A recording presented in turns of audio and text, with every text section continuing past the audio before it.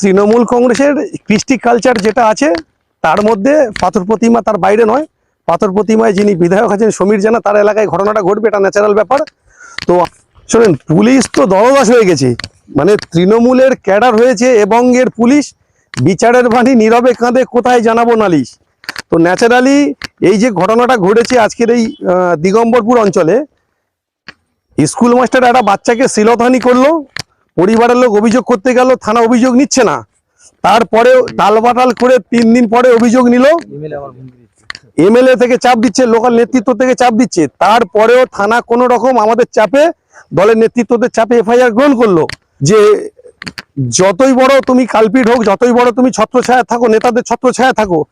আমরা যারা আইএসএফ করি আমরা তোমাদেরকে টেনে বের করবো এবং আইনের সামনে এনে তোমাদের বিচারের সামনে দাঁড় করাবো। আমাদের সঙ্গে বিশিষ্ট অতিথি রয়েছে ডায়মন্ড হারবার ক্রিমিনাল কোর্টের অ্যাডভোকেট